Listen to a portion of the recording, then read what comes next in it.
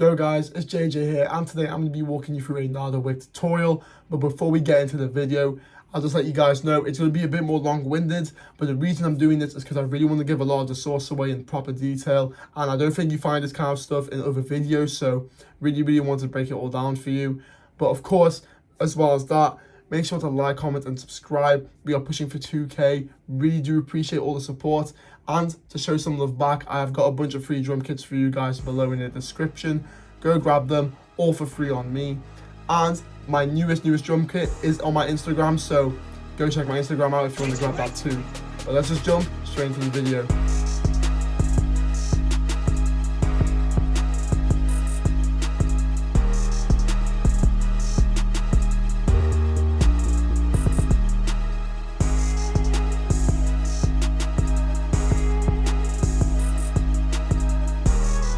First thing to note about this beat, I am doing this at 164 BPM in a scale of E minor to begin with, and this is because Nardo Wick type beats, I'll be honest, you usually find them at like a 150 to 170 BPM, very fast paced kind of stuff. And the first sound we are using is from Purity, which is called the Phoenix preset in the fast synth bank. And looking at the pattern, it is essentially a nice repeated one bar. But to break it down, let's just start off on the first bar. So focusing in on this highlighted section over here, to break it down, I first start off with the root note of E, and then I have the B playing on top. But these two notes are essentially part of this minor chord, which would be playing if I had the G in, so that's where I got that from. Then I actually copy and pasted the E up an octave, as you can see, but then I just pulled it back a bit for a bit of variation, and then added this C to add a bit more of a darker undertone, because as you can see over here and here, notes that are one semitone apart create a lot of tension within a scale, and that's what we're going for, given that dark feel that we have in these Nardo Wick beats. All I do is copy and paste this pattern 3 more times to make a 4 bar, and then for the sake of variation, I took the root note down 5 semitones in total, again providing a nice dark sound without changing too much. Furthermore, I clicked Alt-R, as you can see, to pull up the randomizer, and all I do is play with the velocity knob to add a bit of a human touch. And the next thing I did was go back onto the playlist, right click Purity, and then quick render as audio clip. Then once I had this nice little melody rendered out, I first of all click reverse, then go onto this time knob, and as you can see behind, I actually double time it, just speeding it up a lot more, giving it a more of a high energy feel, which is what we want for these Nardo Wick beats. And then last but not least, I take it up a total of 4 semitones just to change it. And then of course, copy and pasted it to make it a full 8 bar. And then last but not least, with a few more chops, which was just adding these nice little like stutter effects at the very end. And then last but not least, I just add these nice little 2 like repeated things over here, if you can see, yeah, highlighted over here, just to add a nice little cool stutter effect, if that makes sense. And to make sure there is no clicking, you double click back on your sample, go into declicking mode and click generic bleeding. That should do the job and declick all of the sounds within your sample when you chop it up. But after all this explaining, this is what the main melody for a Nardo Wick beat sounds like.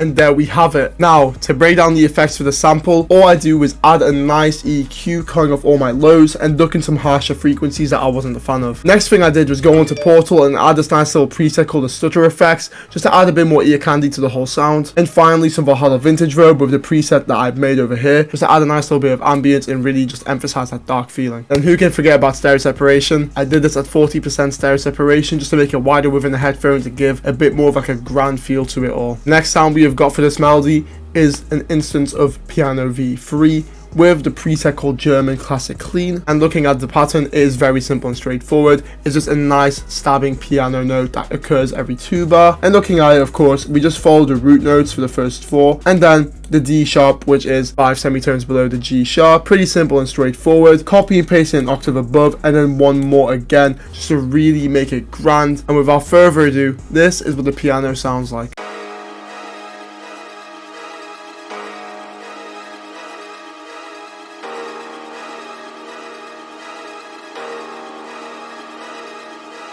And there we have it. Pretty simple. Got an EQ, cutting off my lows and ducking some of the mids. Then I got myself an instance of Valhalla vintage verb and made this nice little preset, as we could see, just to add a bit of ambience and reverb. And as for stereo separation, I did it around 50%, similar to the main sample, just to widen it in your headphones, give it a bit more of a grander feel. I got myself an instance of Contact 7 and opened up this nice little band called Vocalize 3 with the preset called Melodic Phrase in the F sharp minor. However, we are doing this in G sharp, so I tuned it up 2 semitones, as you can see on the right side. side. And for those who can't afford Contact 7 or don't have access to vocal plugins, honestly, go on Reddit, YouTube, you'll find loads of samples out there, loads of loops you can use, and maybe if you want, use your own voice if you have a mic, because it's very much possible. But to break down the pattern, it's essentially a nice little vocal chop I've got going for the first 4 bar over here, and then for a bit of variation, switched it up again for the second 4 bar because you know how the root note changes, so thought it would be a nice little change for a bit of the vocals. And that's pretty much it, so this is what the vocals sound like.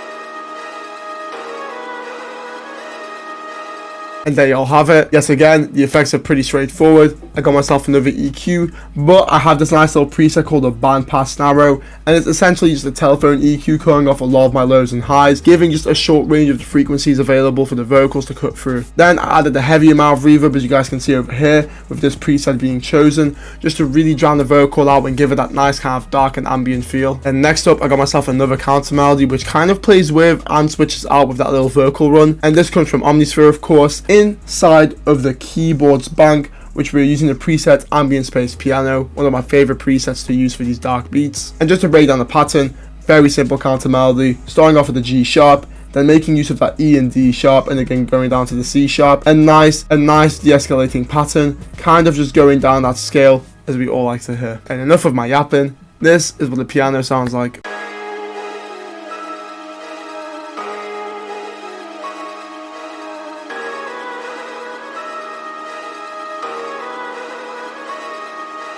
And there we have it.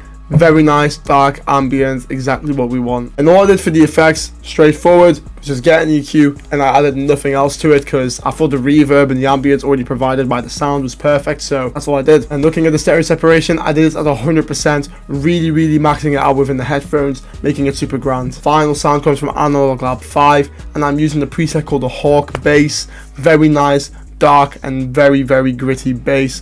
Really lots of emphasis on getting a nice bass sound for these beats, because it really does make it go a long way for the Nardo Wick aesthetic. And breaking down the pattern, pretty simple. Have the notes playing here at the G sharp of the root note, then D sharp down here again as a root note, and I just cut the pattern off there, and there. Doing so just gives it a bit more tension, because you know you have this very big bass sound just randomly cutting in and out. Thing sounds really dope. But without further ado, this is what the full sample for Nardo Wick sounds like.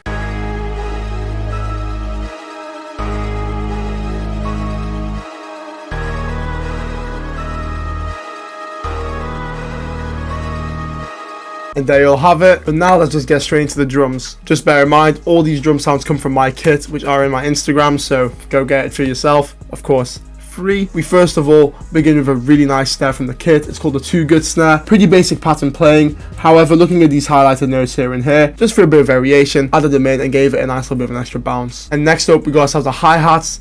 And as it is a Nardo Wick beat, you gotta go a bit crazy with these hats, because that's the whole objective of it. Go crazy with your hats, your drums, your melody. Make sure it's just super crazy and fast paced and energetic. And to break it down, we essentially just look at this nice little 4 bar over here, because it's just copy and pasted to make a full 8. And the way I kind of get my hi-hats going is I always go into my magnet tool, of course, clicking the quarter step tool, going into that paintbrush, clicking a note, and then if we look down here for these rolls, all you have to do is hold and drag to place them in like that and like that. And these were made of quarter rolls. Then just messed about with the pitch for these little hi-hats down here. Over here, this is definitely a half step roll. It's just I individually click them in, because can't be bothered switching between, you know, the magnet tools. It's just too long. I got myself a nice little roll going over here. Now, the way I made this roll, to be honest with you, is if you hold shift whilst using the paintbrush tool, as you can see, it places the hi-hats wherever your brush is, so it makes it really easy for these kind of like sliding rolls down here. We got its typical, like, you know, normal step bounce, another hi-hat roll, same one as here. I got these 2 quarter step rolls up here, and then a basic step roll going in again, then copy and paste it for the full 8. To really be honest with you guys, when it comes to hi-hat rolls, as much as going through these tutorials are helpful,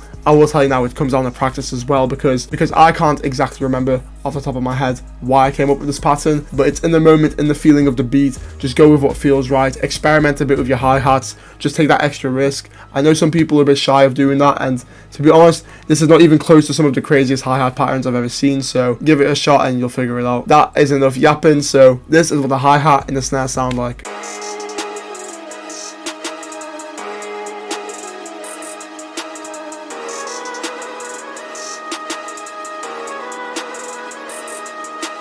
And there you'll have it. Next up, we've reached the 808s, and we're using a nice little 808 of mine called the Tron 808. Very much used in these Nardo Wick beats and also found in some Yeet beats. But to break the pattern down, very simple bounce going all the way over here and over here. It's a simple 2-bar that repeats over for a full 4 on the G sharp, but then the same pattern gets used again for the first half of this 4-bar over here. But then for the second half of this 4-bar where it's the D sharp notes playing, I kind of go crazy with the 808s because just before I wrap it up nicely. And the way I actually made this was I went onto the magnet tool again, went onto a 6th beat, because really when you go into like the 1/3 or 1/6 beats and steps, it goes crazy for 808 rolls in my opinion, so I really enjoy using those. First of all, I start off in the D sharp, which is essentially just an octave higher, so got that going over here. Nice little roll playing here. Then got these 2 bouncing. I got these bouncing over here at the A sharp, and then looking over at this part, got a nice little roll again with the G sharps back into my D sharp. Then just making it go absolutely crazy, play it up an entire octave, get some E's going in there, why not, and another G sharp, and it's pretty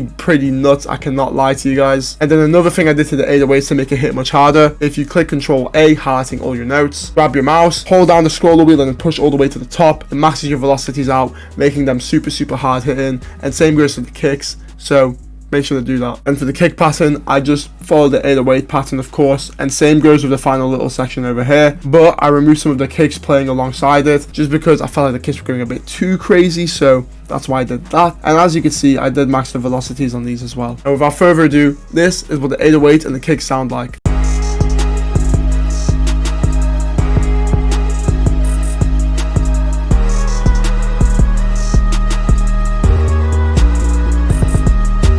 And there you'll have it, sounding super energetic, super dark, nice Nardo Wick feel to it. But let's just move on. Next up, we got ourselves a nice little open hat pattern, plays every 2-bar, very simple and straightforward. You have it hitting on the very beginning of every 2-bar, and then hitting over here on this measure, just a little nice bit of bounce, hitting alongside the 808 and the kick just to really emphasize it a bit more. Copy and paste it 3 more times for the full 8-bar. And last but not least, we have reached the snare roll, because I really think Nardo Wick beats go really hard when you have a snare roll, so thought I'd add in one myself using a different snare which is called Good on Rolls, which is a bit ironic. And then looking at the rolls, if you look at the pattern, it's actually the exact same as that 808 roll I had going at the very end, as you can see over here with that nice little beginning part and going down into this, of course, and that and this. But the only bit of variation I actually did was follow the same pattern as the 808s at the very end, and all I do is just mess around with the notes, see what sounds good, as we can see over here. And that's all I did. So that's a nice little bit of sauce for you guys. If you want to get some hard snare rolls going, pretty much copy and paste your crazy 808 pattern, the little ending part, drop it into your MIDI, and then just range and just play about with the pitch of the snares as you please, making it sound much better. And now, without further ado, this is what the full beat for Nardo Wick sounds like.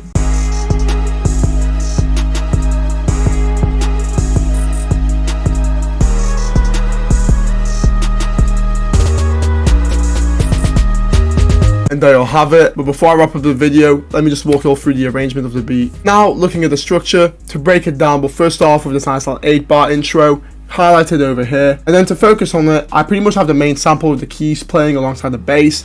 But then if we look here, I have one note from the kick and the open hat playing every 4-bar, and that just gives it a bit more of like a oomph for when the beat drops, so I thought it sounded pretty dope. And then of course I have my nice little snare roll, you know, just to give it a nice little bit of a hype before the drop. Next up, we move into the chorus, which is 2 8-bars long.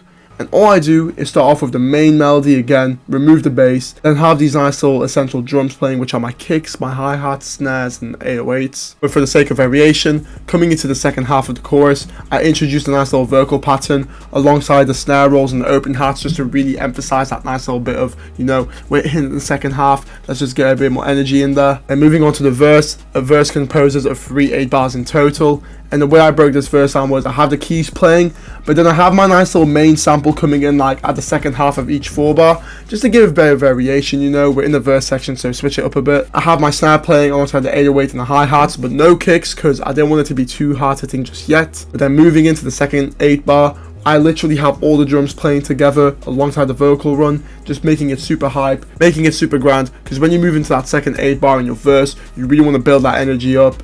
But then for the final 8-bar in that verse, I got myself the main melody again playing alongside now the keys that I've introduced as a new counter melody to build high back into that chorus alongside the bass to really just tight wrap it up all together. And then for the rest of it all, pretty much got my chorus yet again, then the same verse section again, And then last but not least, the same chorus again, just copy and pasted.